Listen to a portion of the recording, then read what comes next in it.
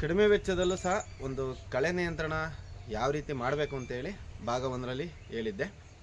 ಅಂದರೆ ಕಡಿಮೆ ವೆಚ್ಚ ಅಂದರೆ ನಮಗೆ ಸಮಯದ ಉಳಿತಾಯ ಇರ್ಬೋದು, ನಾವು ಮಾಡಿರೋಂಥ ಬೆಳೆಗೆ ಯಾವುದೇ ರೀತಿ ತೊಂದರೆ ಆಗದಂತೆ, ಫಲವತ್ತತೆಯೂ ಕಡಿಮೆ ಆಗದಂತೆ ಒಂದು ಕಡಿಮೆ ವೆಚ್ಚದಲ್ಲಿ ಒಂದು ಕಳೆ ನಿಯಂತ್ರಣ ಯಾವ ರೀತಿ ಮಾಡಬೇಕು ಅಂತ ಭಾಗ ಒಂದರಲ್ಲಿ ಹೇಳಿದ್ದೆ. ಅದೇ ರೀತಿಲಿ ಭಾಗ ಎರಡರಲ್ಲಿ ಯಾವ ರೀತಿ ಕಡಿಮೆ ವೆಚ್ಚದಲ್ಲೂ ಸಹ ದೀರ್ಘ ಅಂದರೆ ಒಂದು 3-4 ತಿಂಗಳು ಮುಂದಿನ ದಿನಗಳಲ್ಲಿ ಕಳೆ ನಿಯಂತ್ರಣ ನಾವು ಇವತ್ತು ಮಾಡಿದ್ರೂ ಒಂದು 4 ತಿಂಗಳ ಕಾಲ ಯಾವುದೇ ರೀತಿ ತೊಂದರೆ ಆಗದಂತೆ ಆ ಕಳೆಯಿಂದಾಗಿ ಅತಿ ಹೆಚ್ಚಾಗಿ ಫಲವತ್ತತೆಯೂ ಬರಬೇಕು, ಆ ರೀತಿಲಿ ಮತ್ತು ಕಡಿಮೆ ವೆಚ್ಚದಲ್ಲೂ ಮಾಡೋ ಅಂಥದ್ದು ಬಗ್ಗೆ ಇವತ್ತು ಹೇಳ್ತಾ ಇರೋಂಥದ್ದು. ಮೊದಲನೇ ಭಾಗದಲ್ಲಿ ಯಾವ ರೀತಿ ಹೇಳಿದ್ದೆ ಅಂದರೆ, ಕಳೆ ಎಷ್ಟೇ ಬೆಳೆದಿದ್ರು ಸಹ ಯಾವುದೇ ರೀತಿ ಒಂದು ಕಳೆನಾಶಕ ಬಳಸ್ದಂಗೆ, ಇನ್ನಿತರ ಯಾವುದೇ ರೀತಿ ಕಳೆನಾಶಕಗಳನ್ನ ಹೊಡಿದಂಗೆ, ಭೂಮಿಗೆ ಯಾವುದೇ ರೀತಿ ತೊಂದರೆ ಆಗದಂತೆ ಒಂದು ಬ್ರಷ್ ಕಟರಿಂದಾಗಿ ಎಷ್ಟೇ ಕಳೆ ಇದ್ರೂ ಸಮರ್ಪಕವಾಗಿ ಅತಿ ಕಡಿಮೆ ವೆಚ್ಚದಲ್ಲೂ ಸಹ ನಮಗೆ ಸುಲಭವಾಗಂತೆ ಒಂದು ಕೆಲಸ ಮಾಡಬೇಕು ಅಂತೇಳಿ ಆ ವಿಡಿಯೋ ಮುಖಾಂತರ ತೋರಿಸಿದ್ದೆ. ನೋಡ್ತಾ ಇರ್ಬೋದು. ಇದೇ ರೀತಿಯಲ್ಲಿ ಅದನ್ನು ತೋರಿಸಿದ್ದೆ. ಯಾವ ರೀತಿ ಅಂದರೆ ಒಂದು ಚೂರು ಕಳೆ ಇಲ್ದಂಗೆ ಒಂದು ಬ್ರಷ್ ಕಟರ್ ಯಾವ ರೀತಿ ಹೊಡಿಬೇಕು ಅಂತ. ಇವತ್ತು ಎರಡನೇ ಭಾಗದಲ್ಲಿ ಏನಂತ ಹೇಳ್ತಾ ಇದ್ದೀನಿ ಅಂದರೆ, ನಾವೇನೇ ಒಂದು ಬ್ರಷ್ ಕಟರ್ ಹೊಡೆದಿದ್ರು ಮೊದಲನೇ ಭಾಗ ಹಂತದಲ್ಲಿ ಒಂದು 3-4 ತಿಂಗಳುಗಳ ಕಾಲ ಅಥವಾ 2-3 ತಿಂಗಳು ಏನಾದ್ರು ಮಳೆ ಇಲ್ಲ ಅಂದರೆ ಒಂದು 2-3 ತಿಂಗಳು ಯಾವುದೇ ರೀತಿ ಕಳೆಯಿಂದ ನಮಗೆ ತೊಂದರೆ ಆಗದ ಅಂಥದ್ದು. ಅದೇ ನಾವೀಗ ದಿನನಿತ್ಯ ಈಗ ವಾರಕ್ಕೆ ಒಂದು 2 ಬಾರಿ ಅಥವಾ 3 ಬಾರಿ ಏನೋ ಒಂದು ಅಡಿಕೆ ಗಿಡಕ್ಕೆ ಅಥವಾ ಏಲಕ್ಕಿ ನೀರು ಬಿಟ್ಟಾಗ ಏನಾಗುತ್ತೆ ಅಂದರೆ ಇರೋಂಥ ಕಳೆ ಸ್ವಲ್ಪ ವೇಗವಾಗಿ ಬರೋ ಅಂಥದ್ದು. ಈ ಕಳೆನ ನಾವೇನೇ ಒಂದು ಬ್ರಷ್ ಕಟರಿಂದ ಹೊಡೆದಿದ್ರು ಬೇಗ ಬೆಳೆಯೋದ್ರಿಂದಾಗಿ ಅದಕ್ಕೆ ಯಾವ ರೀತಿ ನಿಯಂತ್ರಣ ಮಾಡಬೇಕು ಅಂತ ನಾನು ಇವತ್ತು ನಿಮ್ಮ ವಿಡಿಯೋ ಮುಖಾಂತರ ತಿಳಿಸ್ತಾ ಇರೋದು. ಗಮನಿಸ್ತಾ ಇರ್ಬೋದು. ಈಗ ಇದೊಂದು 10 ಕುಂಟೆ ಇರ್ಬೋದು. ನಾನು ಅವತ್ತು ಹೇಳಿದೆ ಒಂದು 150 ರೂಪಾಯಿ ಪೆಟ್ರೋಲ್ ಏನೋ ಖರ್ಚಾಗಿತ್ತು ಒಂದು ಬ್ರಷ್ ಕಟರ್ಗೆ ಅಂತ. ಇವತ್ತು ಒಂದು 10 ಕುಂಟೆಗೆ ನಾನೊಂದು ಸಣ್ಣ ಟ್ರಿಲ್ಲರ್ ತಗೊಂಡಿರೋಂಥದ್ದು ನೋಡ್ತಾ ಇರ್ಬೋದು. 7 HP ಒಂದು ಸಣ್ಣ ಟ್ರಿಲ್ಲರ್ ತಗೊಂತಿರೋಂಥದ್ದು. ಈಗಿನ ರೈತರೆಲ್ಲ ಅದನ್ನು ಉಪಯೋಗ ಮಾಡ್ತಾ ಇರೋಂಥದ್ದು. ಅಂದರೆ ಯಾವುದೇ ಒಂದು ಬೆಳೆ ಆಗಿರ್ಬೋದು, ಒಂದು ಸೊಪ್ಪಿನ ಬೆಳೆ ಆಗಿರ್ಬೋದು, ಒಂದು ಸಣ್ಣ ಪ್ರಮಾಣದ ಬೆಳೆಗೋಸ್ಕರ ಈಗ ದೊಡ್ಡ ಟ್ರ್ಯಾಕ್ಟರ್ ಬಳಸೋದು ಬದಲು ಒಂದು ಸಣ್ಣ ಒಂದು ಟ್ರಿಲ್ಲರನ್ನು ಬಳಸೋವಂಥದ್ದು. ಯಾಕೆಂದರೆ ಸಮಯದ ಉಳಿತಾಯ ಅನ್ನೋದಕ್ಕಿಂತ ಅತಿ ಕಡಿಮೆ ಜಾಗದಲ್ಲಿ ಇಂಥ ಒಂದು ಟ್ರಿಲ್ಲರಿಂದಾಗಿ ನಾವೇ ಒಂದು ಕೆಲಸನ ಮಾಡ್ಕೋಬೋದು ಅಂತ ಹೇಳಿ ಇದು ಮಾಡ್ತಿರೋಂಥದ್ದು. ಅಂದರೆ ನಮ್ಮ ಶ್ರಮ ಹೆಚ್ಚಾಗಿ ವಹಿಸೋದಕ್ಕಿಂತ ಕಡಿಮೆ ಸಮಯದಲ್ಲೂ ಕಡಿಮೆ ಖರ್ಚಿನಲ್ಲೂ ನಮ್ಮ ಶ್ರಮನೂ ಒಂದು ಸ್ವಲ್ಪ ಕಡಿಮೆ ಆಗಲಿ ಅಂತೇಳಿ ಈ ಟ್ರಿಲ್ಲರ್ನ ನಮ್ಮ ರೈತರಲ್ಲಿ ಈಗ ಉಪಯೋಗಿಸ್ತಾ ಇರೋಂಥದ್ದು.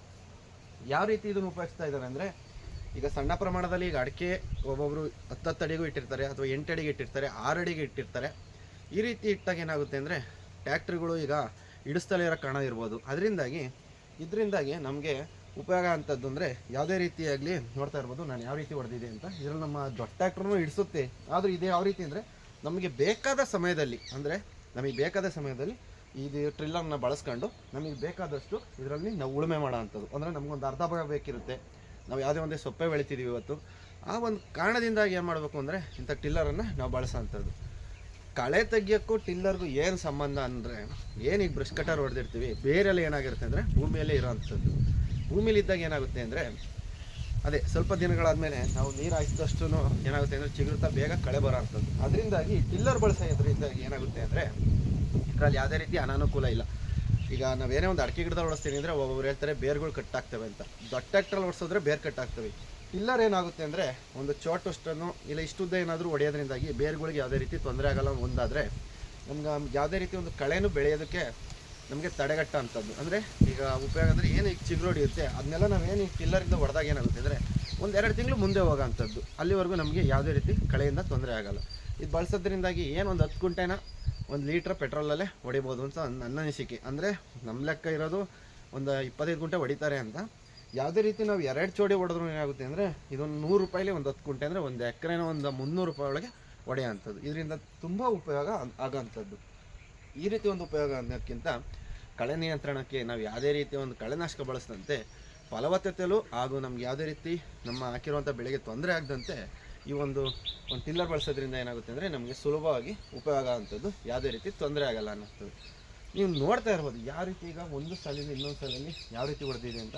ನನಗಂತೂ ಇದು ತುಂಬ ಇಷ್ಟ ಆಯಿತು. ಯಾಕೆಂದರೆ ನನಗೆ ಈಗ ನಾವು ಯಾವುದೇ ಒಂದು ಕೆಲಸ ಮಾಡ್ತಾಯಿದ್ದೀವಿ ಅಂದಮೇಲೆ ಅದು ನಮಗೆ ಇಷ್ಟ ಆಗೋದಕ್ಕಿಂತಾಗಿ ನಮ್ಗೆ ಯಾವುದೇ ರೀತಿ ತೊಂದರೆ ಆಗಬಾರ್ದು. ಇದರಿಂದ ತುಂಬ ಉಪಯೋಗ ಆಗಬೇಕು. ಆ ರೀತಿ ಇದನ್ನು ಯಾವ ರೀತಿ ಹೊಡಿತೀನಿ ಅಂತ ಹೇಳಿ ನಿಮ್ಮ ವಿಡಿಯೋ ಮುಖಾಂತರ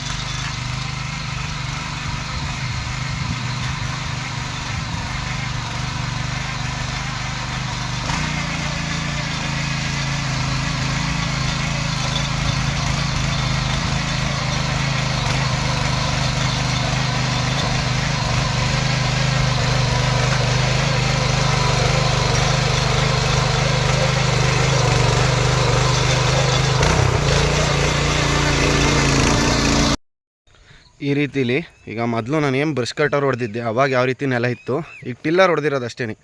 ಏನು ಅಂದರೆ ಒಂದು ಗಂಟೆ ಹೊಡೆದಿರ್ಬೋದು, ಒಂದು 10 ಗಂಟೆ. ಆದರೆ ನನಗೆ ಮನಸ್ಸಿಗೆ ಯಾವ ರೀತಿ ಅಂದರೆ ತೃಪ್ತಿ ಆಗಬೇಕು. ನಾವು ಯಾವುದೇ ಒಂದು ಉಕ್ಕೆ ಹೊಡ್ಸಿದ್ರು ನಮಗೆ ಇದು ಇಷ್ಟ ಆಗಬೇಕು, ಈ ರೀತಿ ಚೆನ್ನಾಗಿದೆ ಅಂತೇಳಿ ಆ ರೀತಿ ಒಂದು ಉಕ್ಕೆ ಅನ್ನೋದಾಗಿರೋಂಥದ್ದು. ಬರೀ ಒಂದು ಟ್ರಿಲ್ಲರಲ್ಲಿ ಈ ರೀತಿ ಆಗಿದೆ ಅಂದರೆ ಮುಂದಿನ ದಿನಗಳಲ್ಲಿ ನಾವು ಯಾವುದೇ ಒಂದು ಬೆಳೆ ಬೆಳಿಬೇಕು ಅಂದ್ರೂ ಸಂಪೂರ್ಣವಾಗಿ ಇದು ನಾವು ಉಪಯೋಗ ಮಾಡೋದು ಉತ್ತಮ ಅನಿಸುತ್ತೆ. ಅಂದರೆ ಚಿಕ್ಕ ಪುಟ್ಟ ಕೆಲಸಗಳಿಗೆ ಮಾತ್ರ ಇದು ಉಪಯೋಗ. ಯಾಕೆಂದರೆ ಒಂದು ಟ್ಯಾಕ್ಟ್ರ್ ಬದಲು ನಮ್ಮ ಕೆಲಸ ನಮಗೆ ಬೇಗ ಆಗಬೇಕು ಅಂದರೆ ಇದು ಯೂಸ್ ಮಾಡೋದು ತುಂಬ ಮುಖ್ಯ ಅನಿಸುತ್ತೆ. ನೋಡ್ತಾ ಇರ್ಬೋದು ಯಾವ ರೀತಿ ಒಂದು ಪಟ್ಟೆ ಅಚ್ಚುಕಟ್ಟಾಗಿದೆ ಅಂತೇಳಿ. ಇದು ಮೊದಲೇ ಸಲ ಹೊಡಿಬೇಕಾದ್ರೆ ಏನು ಅಂದರೆ ಸ್ವಲ್ಪ ರೂಢಿ ಆಗಬೇಕಾಗುತ್ತೆ. ಯಾಕೆಂದರೆ ಒಂದು 2-3 ವಾರ ಹೊಡೆದು ರೂಢಿ ಇರಬೇಕು. ಯಾಕೆಂದರೆ ರೂಢಿ ಇಲ್ಲ ಅಂದರೆ ಸ್ವಲ್ಪ ಎತ್ತಾಡೋ ಅಂಥದ್ದು. ಅಂದರೆ ಈಗ ನಾವು ಅಡಿಕೆ ಗಿಡ ಮತ್ತು ಅಥವಾ ಏಲಕ್ಕಿ ಮೇಲೆ ಬರ್ಬೇಕಾದ್ರೆ ಏನಾಗುತ್ತೆ ಅಂದರೆ ಮೇಲೆ ಅಡಿಕೆ ಗಿಡಕ್ಕೆ ತಗಲೋ ಅಂಥದ್ದು, ಅಡಿಕೆ ಗಿಡಕ್ಕೆ ಒಂಥರ ಗಾಯ ಆದಂಗೆ ಆಗುತ್ತೆ.